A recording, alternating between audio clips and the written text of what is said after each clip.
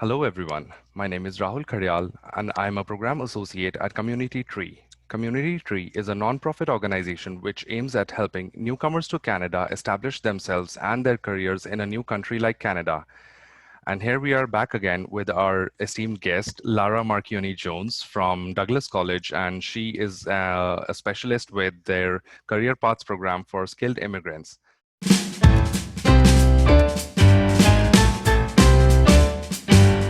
Hi, Raul. Lovely to see you here. Thank you for having me. Mhm. Yes, my name is Lara Marchioni Jones. I'm a career coach at Douglas College in the Career Paths to Skilled Immigrant program. We support newcomers in returning back to the field of expertise and helping them find work that aligns with their skills, their qualifications, and their interest. And I love what I do. Oh, that's great.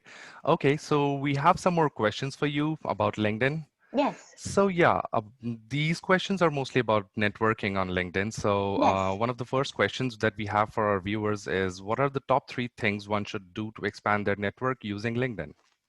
Yes, that's a very good question. In fact, LinkedIn is one of the most popular social network in the business world and in the professional world. So really, you want to make the most of this platform. So Hmm. the first things that I would recommend is to ensure that your profile is spot on, which means that you do have a profile picture, a nice background, that your profile is complete and is free of grammatical errors or spelling mistakes. So that is Hmm. really top notch. When you feel comfortable already with your LinkedIn profile, this is your opportunity now to start reaching out to professionals. And you can do that in a variety of ways. Initially, you could start following companies or following groups so that you get started within certain network. Hmm. Then you can reach out directly to people who have already posted by Hmm. reading other articles and then commenting. You can comment at the bottom, you can tag someone, you Hmm. can share that post. And this is an opportunity for you to become a little bit more visible within that network. Now, Hmm. you can take a step forward and officially reach out to individuals. So you Hmm. can find someone within your network.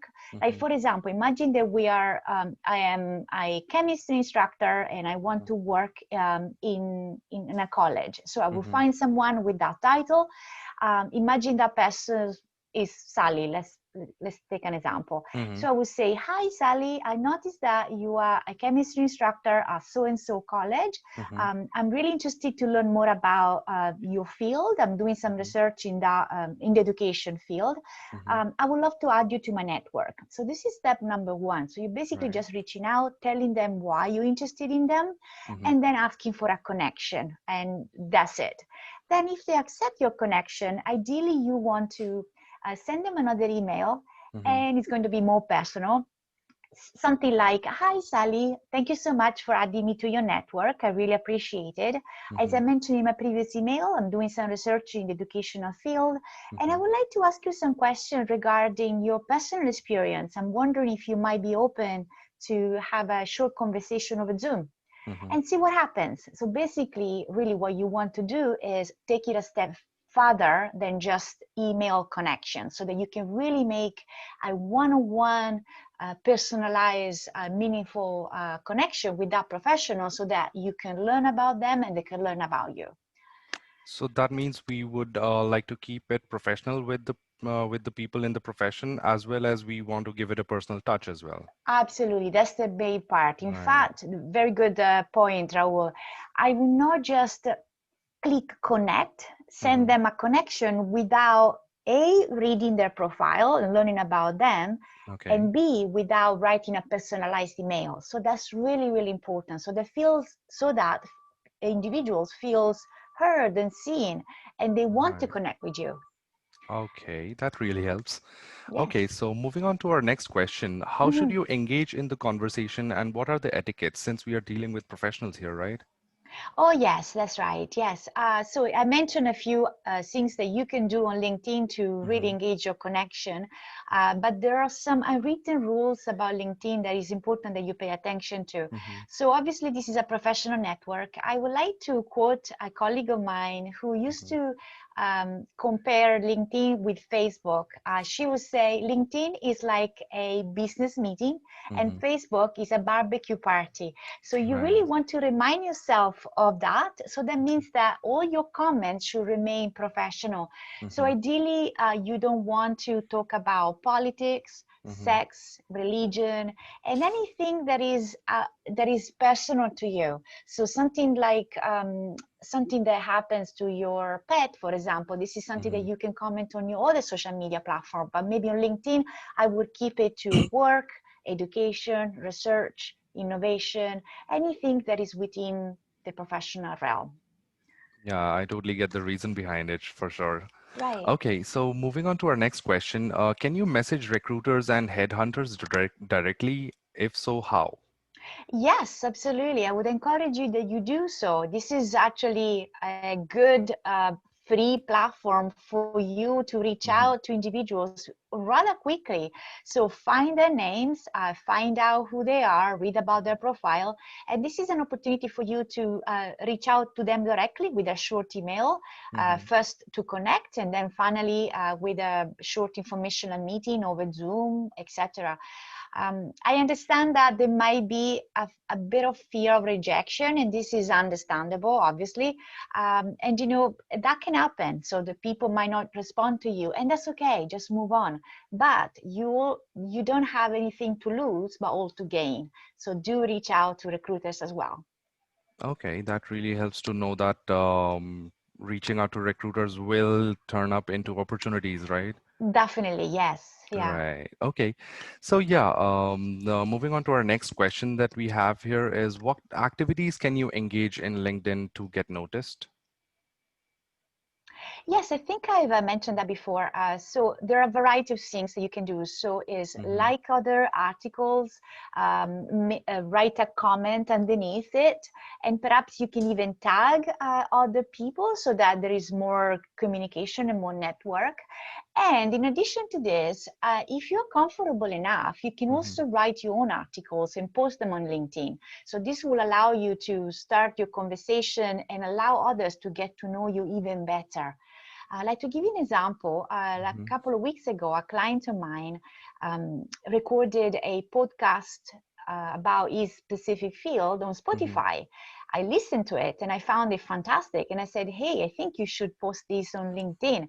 He Mm-hmm. was a little hesitant, but then he did that. And Mm-hmm. eventually, when he posted it, he got a lots of attention. So there were Mm-hmm. people commenting, reposting it. So yeah, it's a good way to get noticed.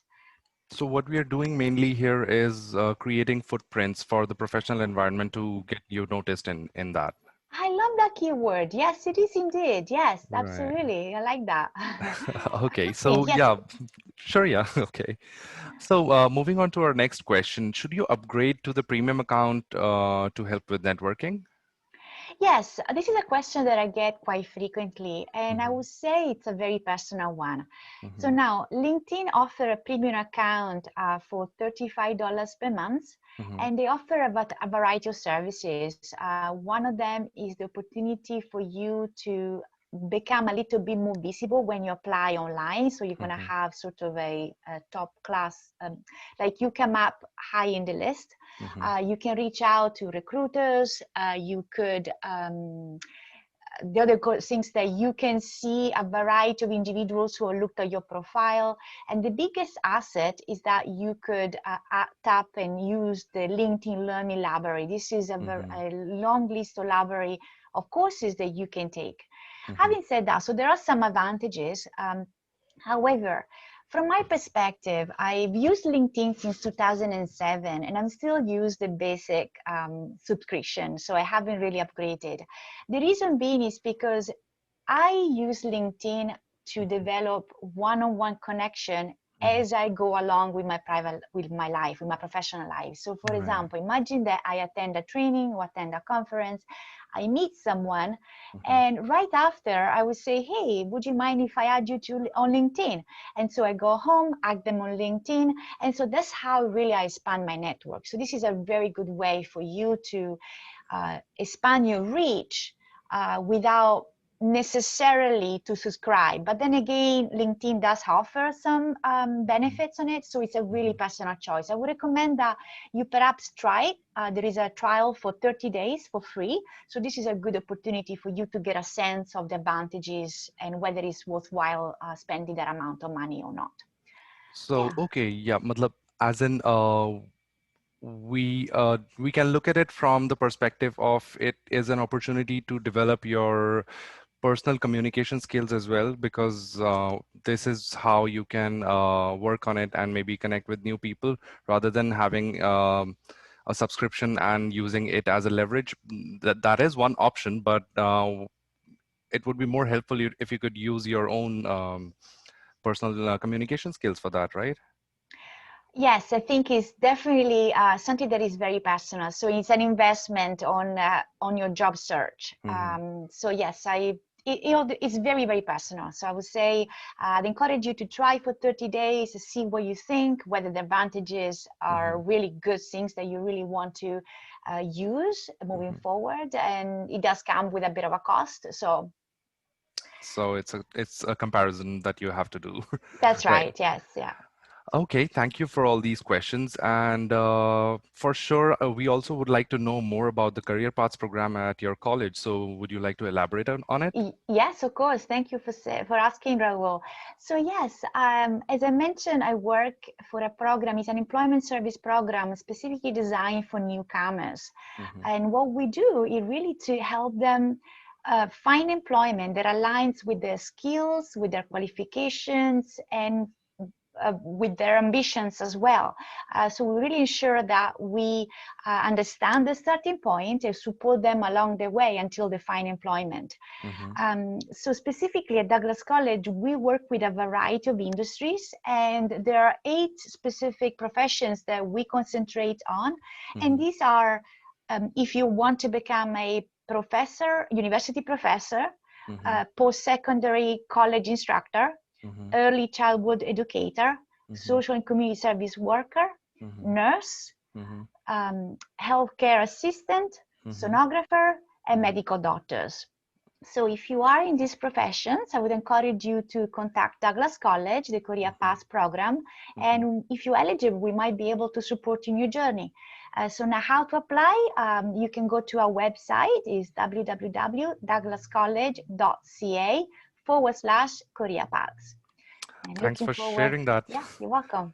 Thanks for sharing all that information, Lara. That was really helpful, and we do sincerely hope that it will help all of our viewers to, use it to their advantage. And thank you, everyone, for watching the video. And we hope this helps you with your LinkedIn profile to get you your dream jobs. Please stay tuned. Please stay tuned for more videos on career development and job search and your job search in Canada, presented by Community Tree. Thank you. Awesome. My pleasure, Raul. It's been a pleasure to be here and looking forward to speaking with you all again. Thank you. Okay, bye-bye.